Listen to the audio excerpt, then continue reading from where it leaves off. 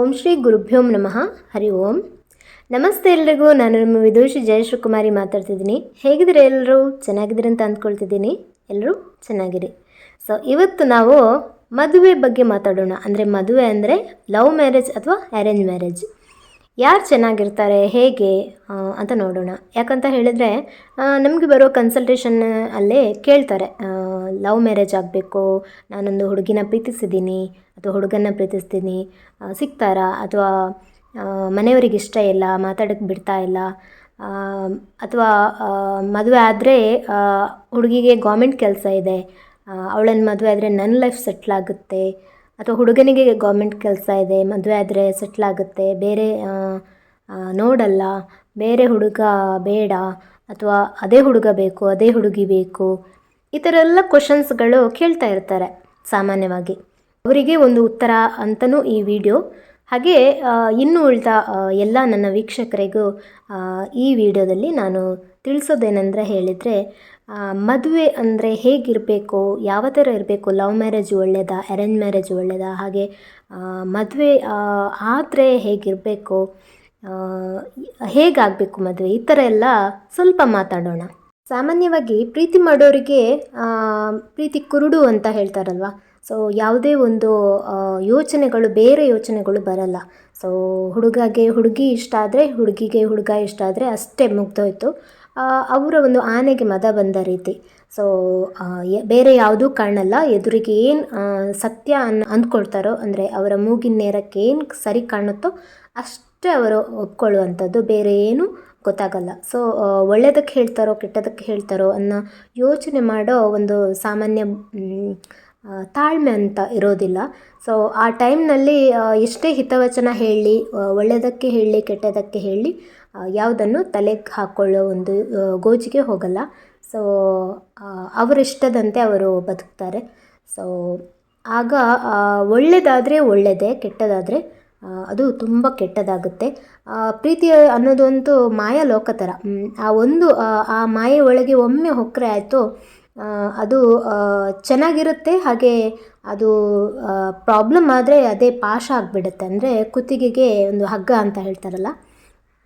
So ಕರಿಮಣಿ ಬದಲು ಹಗ್ಗ, ಅಂದರೆ ಸೂಸೈಡ್ ಮಾಡ್ಕೊಳ್ಳಿಕ್ಕೆ ಹಗ್ಗ ನಾವು ಹಾಕ್ಕೊಳ್ಳೋ ಹಾಗೆ, ಬೇರೆಯವ್ರ ಹತ್ರ ಕೊಟ್ಟು ಹಾಕ್ಕೊಳಿಸುವ ಹಾಗೆ ಆ ಥರ ಆಗುತ್ತೆ ಅಂತಲೂ ಕೆಲವರು ಹೇಳ್ತಾರೆ. ಒಳ್ಳೆ ರೀತಿಯಲ್ಲಿ ಆ ಒಂದು ಪ್ರೀತಿಯ ಅನುಭವವನ್ನು ಪಡ್ಕೊಂಡು ಅದನ್ನು ಜೀವನ ಮಾಡಿದರೆ ತುಂಬ ಒಳ್ಳೆಯದು. ಹಾಗೆ ಅದನ್ನು ದುರುಪಯೋಗ ಪಡ್ಕೊಂಡು, ಅಂದರೆ ಕೆಲವರು ಏನು ಮಾಡ್ತಾರೆ, ಪ್ರೀತಿ ಅಂದ ತಕ್ಷಣ ಬರೀ ದೈಹಿಕವಾಗಿ ಅಥವಾ ಮಾನಸಿಕವಾಗಿ ಅಷ್ಟೇ ಅಂದ್ಕೋತಾರೆ.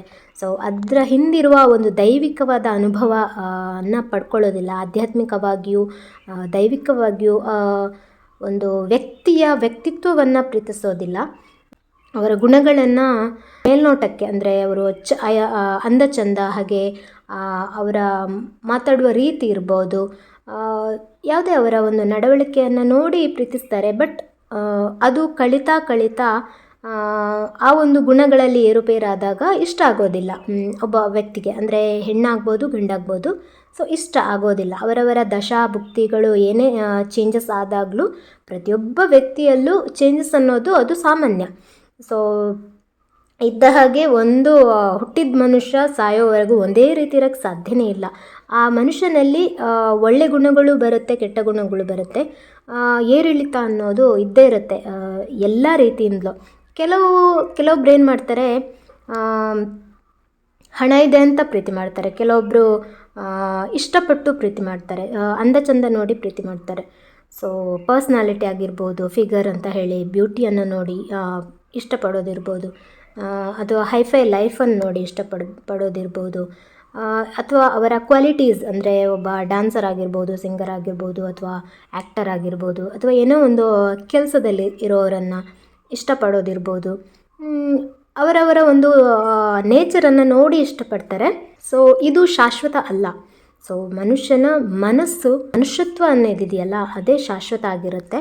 ಸೊ ಒಂದು ಎಕ್ಸಾಂಪಲನ್ನು ಕೊಟ್ಟು ನಾನು ಹೇಳ್ತೀನಿ ಯಾವ ರೀತಿ ಅಂತ. ಅದಕ್ಕಿಂತ ಮುಂಚೆ ಯಾರೆಲ್ಲ ಸಬ್ಸ್ಕ್ರೈಬ್ ಮಾಡಿದರೆ ನಿಮಗೆಲ್ಲ ತುಂಬ ಹೃದಯದ ಧನ್ಯವಾದಗಳು. ಹಾಗೆ ಯಾರೆಲ್ಲ ಸಬ್ಸ್ಕ್ರೈಬ್ ಮಾಡದೆ ನೋಡ್ತೀರಾ ನೀವೆಲ್ಲ ದಯವಿಟ್ಟು ಸಬ್ಸ್ಕ್ರೈಬ್ ಮಾಡ್ಕೊಂಡು ನೋಡಿ. ಫಾರ್ ಎಕ್ಸಾಂಪಲ್, ನಾವು ಒಂದು ಮೊಬೈಲ್ ನೋಡ್ತೀವಿ ಅಥವಾ ಒಂದು ಗಾಡಿನ ನೋಡ್ತೀವಿ, ಅದೇ ಯಾವುದೇ ಒಂದು ವಸ್ತುವನ್ನು ನಾವು ನೋಡ್ತೀವಿ, ಯಾರ ಹತ್ರ ಆದರೂ ಇದ್ದದ್ದನ್ನು ನೋಡ್ತೀವಿ, ಅಥವಾ ನಮಗೆ ಬೇಕು ಅನ್ನೋ ಒಂದು ಅಗತ್ಯ ಇರುತ್ತೆ. ಸೊ ಆ ಅಗತ್ಯವನ್ನು ಪೂರೈಸ್ಕೊಳ್ಳೋಕ್ಕೆ ನಾವು ತೊಗೋತೀವಿ ಆ ವಸ್ತುವನ್ನು, ಅಥವಾ ಯಾರೋ ಗಿಫ್ಟಾಗಿ ಕೊಡ್ತಾರೆ, ಅಥವಾ ಹೇಗೋ ಒಂಥರ ನಮ್ಮ ಕೈ ಸೇರುತ್ತೆ. ಸೊ ಅದನ್ನು ಯೂಸ್ ಮಾಡೋವರೆಗೂ ನಮಗೆ ಅದರ ಒಂದು ಎಲ್ಲ ಕ್ವಾಲಿಟೀಸ್ ನಮಗೆ ಗೊತ್ತಾಗುವವರೆಗೂ, ಅದರ ಒಳ್ಳೆ ಗುಣಗಳು ಹಾಗೆ ಕೆಟ್ಟ ಗುಣಗಳು ಎಲ್ಲವೂ ಗೊತ್ತಾಗುವವರೆಗೂ ಮಾತ್ರ ನಮಗೊಂದು ಕ್ಯೂರಿಯಾಸಿಟಿ, ಅದರ ಮೇಲೆ ಆಸೆ, ಅದರ ಮೇಲೆ ಒಂದು ಮೋಹ, ಪ್ರೀತಿ, ಇಷ್ಟಪಡೋದು ಎಲ್ಲನೂ ಇರುತ್ತೆ. ಸೊ ಗೌರವನೂ ಇರುತ್ತೆ.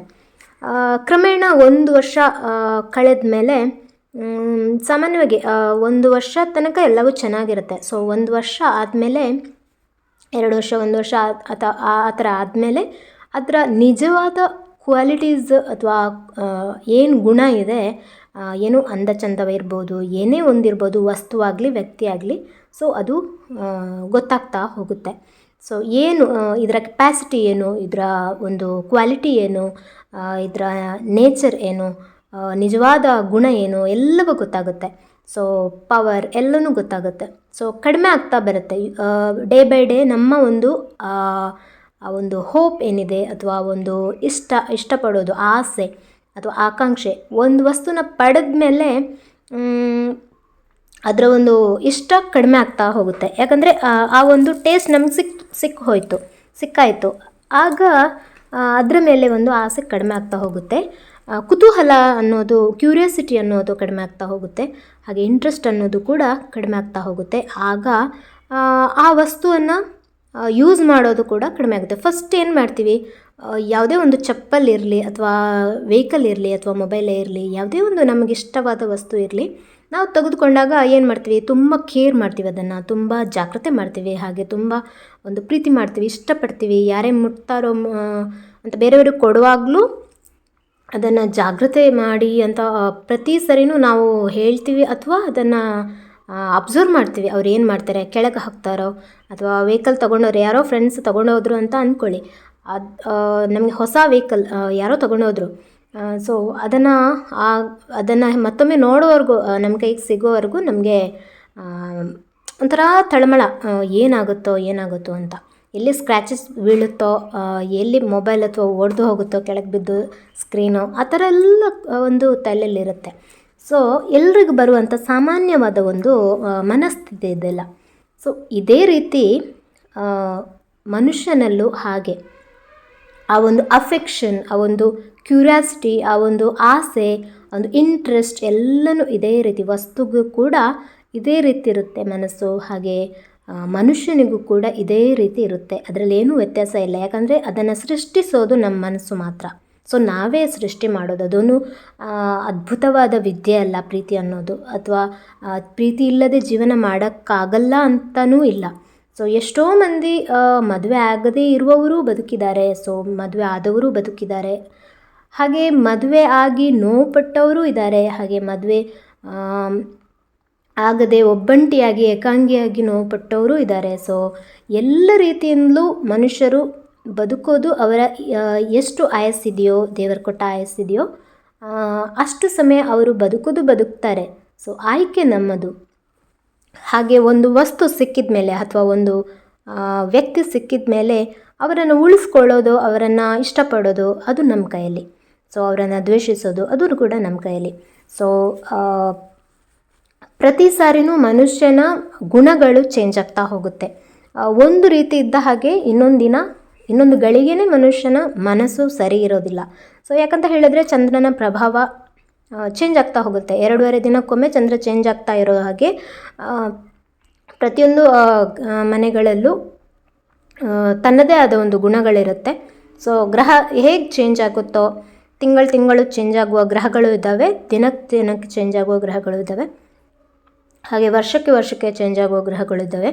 ಸೊ ಒಂದು ಟೈಮಲ್ಲಿ ಇದ್ದ ಹಾಗೆ ಇನ್ನೊಂದು ಟೈಮಲ್ಲಿ ಇರೋಕ್ಕೆ ಸಾಧ್ಯನೇ ಇಲ್ಲ. ಯಾಕಂದರೆ ಅದು ರೋಬೋಟ್ ಅಲ್ಲ, ಮನಸ್ಸು ಅನ್ನೋದು ಮನುಷ್ಯನ ಮನಸ್ಸು. ಸೊ ಪ್ರಾಣಿಗಳು ಹಾಗೆ ರಿಯಾಕ್ಟ್ ಮಾಡದೇ ಇರ್ಬೋದು, ಮನುಷ್ಯ ಜಾಸ್ತಿ ರಿಯಾಕ್ಟ್ ಮಾಡೋದು. ಸೊ ಕಷ್ಟ ಬಂದಾಗ ಜಾಸ್ತಿ ಕಷ್ಟ ನಮಗೇನೆ ಅಂತ ಟೆನ್ಷನ್ ಮಾಡ್ಕೊಳ್ಳೋದಾಗಲಿ, ಹಾಗೆ ಖುಷಿ ಆದಾಗ ಜಾಸ್ತಿ ಖುಷಿ ಆಯಿತು ಅಂತ ಅದನ್ನು ಖುಷಿಯನ್ನು ಅನುಭವಿಸೋದಾಗಲಿ, ಇದೆಲ್ಲ ನಾವೇ ಜಾಸ್ತಿ ಅನ್ನೋದು ಮಾಡುವಂಥದ್ದು. ಸೊ ಮನಸ್ಸು ಹೇಗೆ ಸ್ಥಿಮಿತದಲ್ಲಿದ್ದಾಗ ನಮ್ಮ ಕಂಟ್ರೋಲಲ್ಲಿರುತ್ತೋ ಅಷ್ಟು ಒಳ್ಳೆಯದು. ಒಳ್ಳೆಯದಿರಲಿ ಕೆಟ್ಟದಿರಲಿ, ನಮ್ಮ ಮನಸ್ಸು ನಮ್ಮ ಕಂಟ್ರೋಲಲ್ಲಿ ನಮ್ಮ ಕೈಯಲ್ಲಿದ್ದಾಗ ಅದರ ಪೂರ್ವಾಪರ ಅಂದರೆ ತಿಳ್ಕೊಳ್ಳೋದು ತುಂಬ ಮುಖ್ಯ. ಮನುಷ್ಯ ತನ್ನ ಜೀವನದಲ್ಲಿ ತಾನಿಷ್ಟಪಟ್ಟಿರುವ ವ್ಯಕ್ತಿ ಆಗಲಿ ವಸ್ತು ಆಗಲಿ ಅದು ಸಿಗದೇ ಇದ್ದಾಗ ಕೊರಗಿಕೊಂಡು ತನ್ನ ಜೀವನವನ್ನೇ ಹಾಳು ಮಾಡಿಕೊಂಡವರನ್ನು ನಾವು ನೋಡ್ತೀವಿ. ಹಾಗೆ ವ್ಯಕ್ತಿಗಳು ಸಿಗಲಿಲ್ಲ ಅಂತ ಕೊರಗದೆ ಒಂದು ಒಳ್ಳೆ ಡಿಸಿಷನ್ನಿಂದ ತಾನು ಏನು ಸಾಧಿಸಬೇಕು, ಈ ಜೀವನದ ನಿಜವಾದ ಉದ್ದೇಶ ಏನು, ಒಂದು ಸಿಕ್ಕಿಲ್ಲ ಅಂದರೆ ಏನು, ನನ್ನ ಸಾಧನೆ ನನಗೆ ಮುಖ್ಯ ಅಂತ ಹೇಳಿ ತುಂಬ ಎತ್ತರದ ಪೊಸಿಷನ್ಗೆ ಏರಿರುವ ಎಷ್ಟೋ ಮಂದಿಯನ್ನು ನಾವು ಸಾಧಕರನ್ನು ನಾವು ನೋಡ್ತೀವಿ. ಹಾಗೆ ಇಷ್ಟಪಟ್ಟವರನ್ನು ಮದುವೆಯಾಗಿ ಚೆನ್ನಾಗಿ ಬದುಕಿ ಬಾಳ್ತಾ ಇರುವವರನ್ನು ನಾವು ನೋಡ್ತೀವಿ. ಹಾಗೆ ಇಷ್ಟಪಟ್ಟವರನ್ನು ಮದುವೆಯಾಗಿ ಅವರಿಗೂ ಕಷ್ಟ ಕೊಟ್ಟು ತಾನೂ ಹಿಂಸೆ ಪಡ್ಕೊಂಡು ಇನ್ನೊಂದು ಸಂಸಾರ ಜೊತೆ ಸಂಬಂಧ ಇಟ್ಕೊಂಡು ತಮ್ಮ ಜೀವನವನ್ನೇ ತಮ್ಮ ಬದುಕನ್ನೇ ಹಾಳು ಮಾಡಿಕೊಂಡು ಇನ್ನೊಬ್ಬರ ಜೀವನವನ್ನು ಹಾಳು ಮಾಡಿಕೊಂಡವರನ್ನು ನಾವು ನೋಡ್ತೀವಿ. ಹೀಗೆ ಅವರವರ ಒಂದು ಥಿಂಕಿಂಗ್ಗೆ ಬಿಟ್ಟಿದ್ದು, ಅವರವರ ಒಂದು ಡಿಸಿಷನಿಗೆ ಬಿಟ್ಟಿದ್ದು. ಅಂದರೆ ಕಾಮ, ಕ್ರೋಧ, ಮೋಹ, ಲೋಭ, ಮದ, ಮಾತ್ಸರ್ಯ ಅನ್ನೋ ಅರಿಷಡ್ ವರ್ಗಗಳನ್ನು ಯಾರು ಮೆಟ್ಟಿ ನಿಲ್ತಾರೋ ಅವರು ಚೆನ್ನಾಗಿರ್ತಾರೆ ಲೈಫಲ್ಲಿ. ಸೊ ಯಾರು ಅತ್ಯಾಸೆಗೆ ಬಿದ್ದು ನನಗೆ ಸಿಗಲೇಬೇಕು ಅಥವಾ ನನಗೆ ಅವರೇ ಬೇಕು ಇವರೇ ಬೇಕು ಅನ್ನೋ ಒಂದು ಮನೋಭಾವ, ಅಥವಾ ಸಿಕ್ಕಿದ್ರಲ್ಲೇ ತೃಪ್ತಿ ಪಡದೆ ಇನ್ನೊಂದು ಸಂಸಾರಕ್ಕೆ ಆಸೆಪಟ್ಟು ಅಥವಾ ಇದ್ದದ್ರಲ್ಲೇ ತೃಪ್ತಿಯನ್ನು ಪಡದೆ ಎರಡು ದೋಣಿಯ ಮೇಲೆ ಇಡೋದು ಅಂತ ಹೇಳ್ತೀವಲ್ಲ, ಸೊ ಆ ರೀತಿ ಮಾಡಿಕೊಂಡು ಜೀವನವನ್ನು ಹಾಳು ಮಾಡೋದಕ್ಕಿಂತ ತನ್ನ ಸಾಧನೆ ಏನು, ತಾನು ಯಾಕೆ ಹುಟ್ಟಿದ್ದೀನಿ, ನಿಜವಾದ ಅರ್ಥವೇನು, ಈ ಜೀವನದಲ್ಲಿ ಏನೇನು ಸಿಕ್ಕಿದೆ ಅದನ್ನು ಹೇಗೆ ಚೆನ್ನಾಗಿ ಮಾಡ್ಕೊಳ್ಳೋದು, ಚೆನ್ನಾಗಿ ಇಟ್ಕೊಳ್ಳೋದು ಅಂತ ನೋಡಿ ಆ ಒಂದು ಡಿಸಿಷನನ್ನು, ಒಳ್ಳೆ ಡಿಸಿಷನನ್ನು ತಗೊಂಡು ತನ್ನಿಂದ ಸಮಾಜಕ್ಕೆ ಏನು ಒಳ್ಳೆಯದಾಗುತ್ತೆ ಅನ್ನೋ ಕಡೆ ಒಂದು ಗಮನವನ್ನು ಇಟ್ಟರೆ ಎಷ್ಟೋ ಸಾಧಕರನ್ನು ನಾವು ನಮ್ಮ ಒಂದು ಫಾಲೋವರ್ಸ್ ಅಂದರೆ ಅಭಿಮಾನಿಗಳನ್ನಾಗಿ ನಾವು ಮಾಡಿಕೊಂಡು ನಮ್ಮ ಜೀವನವನ್ನು ಕೂಡ ನಾವು ಸಾರ್ಥಕವನ್ನಾಗಿ ಮಾಡ್ಕೋಬಹುದು ಅಂತ ನಾನು, ಯಾರೆಲ್ಲ ನನಗೆ ಮೆಸೇಜ್ ಮಾಡ್ತೀರಾ ಅಂದರೆ ಕಾಲ್ ಮಾಡಿ ಹೇಳ್ತೀರಾ ನಿಮ್ಮ ಲವ್ ಲೈಫ್ ಪ್ರಾಬ್ಲಮ್ ಇದೆ, ಮದುವೆ ಲೈಫ್ ಪ್ರಾಬ್ಲಮ್ ಇದೆ, ಇಂಥದ್ದೆಲ್ಲ ಹೇಳ್ತಿರಲ್ಲ. ಸೊ ಈ ಮಾತುಗಳನ್ನು ನೀವು ನೆನಪು ಮಾಡ್ಕೊಳ್ಳಿ, ಈ ಮಾತುಗಳನ್ನು ನೀವು ನೋಡಿ. ನಿಮಗೆ ಜೀವನದಲ್ಲಿ ಮದುವೆನೇ ಒಂದು, ನಿಮಗೆ ಅಂತಲ್ಲ ಯಾರಿಗೇ ಆಗಲಿ, ಜೀವನದಲ್ಲಿ ಮದುವೆನೇ ಒಂದು ಶಾಶ್ವತವಾದ ಒಂದು ಎಂಜಾಯ್ಮೆಂಟ್ ಅಲ್ಲ. ಸೊ ಮದುವೆ ಅನ್ನೋದು ಒಂದು ಪಾರ್ಟ್ ಆಫ್ ಲೈಫ್ ಅಷ್ಟೇ. ಒಂದು ಎಲ್ಲರ ಒಂದು ಹುಟ್ಟಿದ ಮನುಷ್ಯನಿಗೆ ಒಂದು ಮದುವೆ ಅಂತ ಯಾಕಾಗೋದಂದರೆ ಅವನ ಒಂದು ಸಂಸಾರವನ್ನು ಕಟ್ಟಿಕೊಳ್ಳೋದು, ಹಾಗೆ ವಂಶ ಅಭಿವೃದ್ಧಿಗೋಸ್ಕರ ಅಷ್ಟೇ. ಸೊ ಅವನ ಒಂದು ಫ್ಯಾಮಿಲಿ ಅಂತ ಬೆಳವಣಿಗೆ ಆಗೋದು ಮದುವೆಯಲ್ಲಿ. ಸೊ ಅದು ಒಳ್ಳೆ ರೀತಿಯಲ್ಲಿ ಅಂತ. ಸೊ ಮದುವೆಯಿಂದ ಕಷ್ಟಪಡೋದನ್ನು ನಾವು ನೋಡ್ತೀವಿ, ಸುಖ ಪಡೋದನ್ನು ನಾವು ನೋಡ್ತೀವಿ. ಆದರೆ ನಮ್ಮ ಡಿಸಿಷನ್ ಏನಿದೆ, ನಮ್ಮ ನಿರ್ಧಾರಗಳು ಏನಿದೆ, ನಮ್ಮ ಒಂದು ಥಿಂಕಿಂಗ್ ಏನಿದೆ ಅದರ ಮೇಲೆ ಡಿಪೆಂಡ್ ಆಗಿರುತ್ತೆ. ಜಾತಕದಲ್ಲಿ ಗ್ರಹಗಳು ಏನೇ ಹೇಳಲಿ ಅಥವಾ ಪ್ರಶ್ನೆಯಲ್ಲಿ ಗ್ರಹಗಳು ಏನೇ ಹೇಳಲಿ, ನಿಮ್ಮ ಮನಸ್ಥಿತಿನೇ ಮುಖ್ಯ ಆಗಿರುತ್ತೆ. ಅಂದರೆ ನಮಗೆ ಜಾತಕದಲ್ಲಿ ಲವ್ ಮ್ಯಾರೇಜ್ ಆಗುತ್ತಾ ಇಲ್ವಾ, ಅಥವಾ ಪ್ರಶ್ನಾಶಾಸ್ತ್ರದಲ್ಲಿ ನೋಡಿದಾಗ ಲವ್ ಮ್ಯಾರೇಜ್ ಆಗುತ್ತಾ ಇಲ್ವಾ ಅದೆಲ್ಲ ನೋಡೋದು ಓಕೆ, ಅದು ಸೆಕೆಂಡ್ರಿ. ಯಾಕಂತ ಹೇಳಿದರೆ ಬದುಕೋದು ಯಾರು ಅಂತ ಮುಖ್ಯ ಆಗುತ್ತೆ. ಮನಸ್ಸು ಯಾವಾಗಲೂ ಚೇಂಜ್ ಆಗ್ತಾ ಇರೋದ್ರಿಂದ ಸೊ ಗ್ರಹಗಳು ತಾನೇ ಏನು ಮಾಡೋಕ್ಕೆ ಸಾಧ್ಯ. ಮನುಷ್ಯನೇ ಸರಿ ಒಂದು ಡಿಸಿಷನನ್ನು ತಗೊಳ್ಳದೆ ಪರ್ಮನೆಂಟ್ ಡಿಸಿಷನ್ ಅಂದರೆ ಇವರ ಜೊತೆನೇ ಬದುಕ್ತೀನಿ, ಒಂದು ಮದುವೆ ಆದರೆ ಇನ್ನೊಂದು ಹುಡುಗಿನ ಕಣ್ಣೆತ್ತು ನೋಡಲ್ಲ ಅನ್ನೋ ಒಂದು ಮನಸ್ಥಿತಿಯನ್ನು ಅವರು ಬೆಳೆಸ್ಕೋಬೇಕಾಗುತ್ತೆ. ಅದನ್ನು ಬೇರೆಯವರು ಹೇಳಿಕೊಡೋದು ಅಥವಾ ಬೇರೆ ಒಂದು ಗ್ರಹಗಳೇನೋ ಮಾಡಿದ್ವು ಅಂತ ಗ್ರಹಗಳನ್ನು ದೂರೋದು ಅದೆಲ್ಲ ತಪ್ಪಾಗುತ್ತೆ. ಹಾಗೆ ಹಾಸಿಗೆ ಇದ್ದಷ್ಟೇ ಕಾಲು ಚಾಚಬೇಕು ಒಂದು ಮನಸ್ಥಿತಿಯನ್ನು ಬೆಳೆಸ್ಕೋಬೇಕಾಗುತ್ತೆ. ಯಾಕಂತ ಹೇಳಿದರೆ ತನ್ನಲ್ಲಿರೋ ಏನಿದೆ ಅದನ್ನು ಖುಷಿಪಟ್ಟು ಅದನ್ನೇ ಒಂದು ಸರ್ವಸ್ವ ಅಂತ ತಿಳ್ಕೊಳ್ಳೋ ಒಂದು ಮನಸ್ಥಿತಿಯನ್ನು ಬೆಳೆಸ್ಕೋಬೇಕಾಗುತ್ತೆ. ಯಾಕಂತ ಹೇಳಿದರೆ ಮದುವೆ ಅರ್ಥವನ್ನು ತಿಳ್ಕೊಂಡು ಮದುವೆ ಆಗಬೇಕಾಗುತ್ತೆ. ಯಾರೋ ಮದುವೆ ಮಾಡಿದ್ರು ಹೇಗೋ ಮದುವೆ ಆಯಿತು ಅಂತ ಅಲ್ಲ. ಸೊ ಗಂಡಾಗಲಿ ಹೆಣ್ಣಾಗಲಿ ಅವರು ಹಾಗೆ ಕೋಟಿಗಟ್ಟಲೆ ಖರ್ಚು ಮಾಡ್ತಾರೆ, ಮದುವೆ ಆಗ್ತಾರೆ. ಸೊ ಹೆಣ್ಣು ಆಗಲಿ ಗಂಡು ಆಗಲಿ ಅವರು ಮದುವೆ ಆಗ್ತಾರೆ. ಸೊ ಏನು ನಿಜವಾದ ಅರ್ಥ ಏನು, ಯಾಕೆ ಮದುವೆ ಆಗಿದ್ದೀವಿ, ಸೊ ಏನು ಕಾರಣ, ಅಗ್ನಿ ಸಾಕ್ಷಿ ಅಂದರೆ ಏನು, ಮಾಂಗಲ್ಯ ಅಂದ್ರೇನು, ಮಾಂಗಲ್ಯ ಧಾರಣೆ ಅಂದರೆ ಏನು, ಅಥವಾ ಕನ್ಯಾದಾನ ಅಂದರೆ ಏನು, ಅಥವಾ ಸಪ್ತಪದಿ ಅಂದರೆ ಏನು, ಅಥವಾ ಕೆಲವರು ಆ ರೀತಿಯೂ ಮದುವೆ ಆಗಲ್ಲ, ರಿಜಿಸ್ಟರ್ ಮ್ಯಾರೇಜ್ ಆಗ್ತಾರೆ. ಸೊ ಆ ರಿಜಿಸ್ಟ್ರ್ ಅನ್ನೋದು ಯಾಕೆ ಮಾಡ್ತಾರೆ, ಹಾಗೆ ಕೆಲವೊಬ್ಬರು ಹೀಗೆ ಸಿಂಪಲ್ಲಾಗಿ ದೇವಸ್ಥಾನದಲ್ಲೇ ತಾಳಿ ಕಟ್ಟಿಬಿಡ್ತಾರೆ. ಮದುವೆ ಅಂದರೆ ಏನು, ನಿಜವಾಗಿ ಏನು, ಅದೆಲ್ಲ ಯಾಕೆ ಮಾಡೋದು ಅಂದರೆ ಕ್ರಮಗಳು ಮಾಡೋದು ನಮ್ಮ ಮನಸ್ಸಿನಲ್ಲಿ ಹಾಗೆ ಅಚ್ಚಳಿಯಾಗಿ ಇರಲಿ ಅಂತ.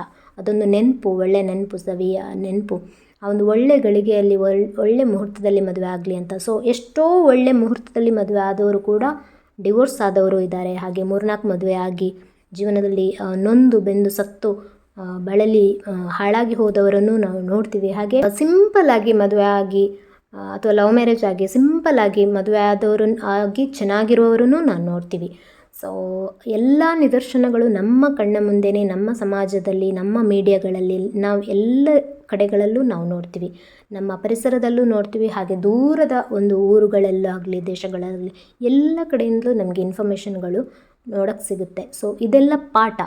ಸೊ ಕೃಷ್ಣ ಭಗವಂತ ಅವರು ನಡ್ಕೊಂಡ ರೀತಿ ಕೂಡ ಹಾಗೆ. ಪ್ರೀತಿ ಮಾಡಿದ್ದಾರೆ, ಹೌದು, ಪ್ರೀತಿಯನ್ನು ಹೇಳಿಕೊಟ್ಟವರೇ ಅವರು ರಾಧಾಕೃಷ್ಣ. ಆದರೆ ಅವರು ತ್ಯಾಗ ಮಾಡಿದ್ದಾರೆ. ಆ ಒಂದು ಪ್ರೀತಿಗಿಂತ ತ್ಯಾಗನೇ ದೊಡ್ಡದು ಅಂತ ಒಂದು ಸಾರಿ ಹೇಳಿದ್ದಾರೆ. ಶ್ರೀರಾಮ ಸೀತಾ ಅವರು ಕೂಡ ಹಾಗೆ ಅವರ ಒಂದು ಜೀವನದಲ್ಲಿ ಪಟ್ಟಷ್ಟು ಕಷ್ಟ ಇನ್ಯಾರೂ ಪಡಲಿಕ್ಕಿಲ್ಲ, ಅಷ್ಟೊಂದು ಕಷ್ಟಪಟ್ಟಿದ್ದಾರೆ. ಸೊ ಒಟ್ಟಿಗೆ ಇರುವಂಥ ಯೋಗ ಕೂಡ ಇರಲಿಲ್ಲ. ಸೊ ಆದರೂ ಕೂಡ ಅವರ ಒಂದು ಅವರನ್ನೇ ನಾವು ಇದ್ದರೆ ಸೀತಾರಾಮ ಥರ ಇರಬೇಕು ಗಂಡ ಹೆಂಡತಿ ಅಂತ. ಸೊ ಎಷ್ಟೊಂದು ಅನ್ಯೋನ್ಯವಾದ ದಂಪತಿ ಅಂತ ಹೇಳ್ತೀವಿ. ಸೊ ಏನೇ ಕಷ್ಟ ಬರಲಿ, ಹೇಗೇ ಇರಲಿ ಜೀವನ, ತನ್ನ ಒಂದು ನಿರ್ಧಾರಗಳು, ತನ್ನ ಒಂದು ಪ್ರೀತಿ ಯಾವತ್ತೂ ಕೂಡ ಚೆನ್ನಾಗಿರಬೇಕು, ಒಳ್ಳೆಯ ಒಂದು ರೀತಿಯಲ್ಲಿ ಇರಬೇಕು ಅಂತ ಹೇಳ್ತೀವಿ. ಸೊ ಅವರು ಬದುಕಿ ಬಾಳಿದ ಒಂದು ಕಥೆಗಳನ್ನು ನಾವು ನೋಡ್ತೀವಿ. ನಮ್ಮ ಸನಾತನ ಧರ್ಮದ ನಿದರ್ಶನಗಳು ಬೇಕಾದಷ್ಟು ಇವೆ. ಅದರಲ್ಲಿ ಶ್ರೀಕೃಷ್ಣ ಹಾಗೆ ಶ್ರೀರಾಮ ಇಬ್ಬರ ಸ್ಟೋರಿನೂ, ಇಬ್ಬರ ಜೀವನದ ನಿದರ್ಶನಗಳು ನಮಗೆ ಅದ್ಭುತವಾಗಿ ಪಾಠ ಹೇಳುತ್ತೆ. ಸೊ ಯಾವ ರೀತಿ ಬದುಕಬೇಕು, ಯಾವ ರೀತಿ ಬಾಳಬೇಕು, ಪ್ರೀತಿ ಅಂದರೆ ಏನು, ಪ್ರೀತಿ ಮಾಡಬಹುದು, ತಪ್ಪಲ್ಲ, ಆದರೆ ಒಂದು ಸಂದರ್ಭ ಅಂತ ಬಂದರೆ ತ್ಯಾಗಕ್ಕೂ ಸಿದ್ಧ ಇರಬೇಕು ಅಂತ ಅನ್ನೋದು ಒಂದು ಮಾತನ್ನು ನಮಗೆ ಹೇಳಿಕೊಟ್ಟಿದ್ದಾರೆ.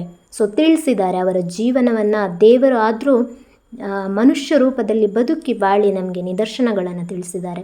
ಸೊ ಆ ಪ್ರೀತಿ ಸಿಕ್ಕಿಲ್ಲ ಅಂತ ಹುಡುಗಿನ ಕೊಲ್ಲೋದಾಗಲಿ, ಹುಡುಗನ್ನ ಕೊಲ್ಲಿಸೋದಾಗಲಿ, ಅಥವಾ ಇನ್ನೇನೋ ಮಾಡಿ, ಅಥವಾ ಒಂದು ಮದುವೆ ಆಗಿ ಗಂಡ ಇದ್ದಾಗಲೇ ಅಥವಾ ಹೆಂಡತಿ ಇದ್ದಾಗಲೇ, ಮಕ್ಕಳು ಇದ್ದಾಗಲೇ ಇನ್ನೊಂದು ಹೆಣ್ಣನ್ನು ಅಥವಾ ಇನ್ನೊಂದು ಗಂಡನ್ನು ಪಡಿಲಿಕ್ಕೋಸ್ಕರ ತನ್ನ ಸಂಸಾರವನ್ನು ಛಿದ್ರ ಮಾಡೋದಾಗಲಿ, ಕೊಲೆ ಮಾಡೋದಾಗಲಿ, ಮತ್ತೆ ಜೈಲಿಗೆ ಹೋಗೋದಾಗಲಿ, ಇದೆಲ್ಲ ಬೇಕಾ?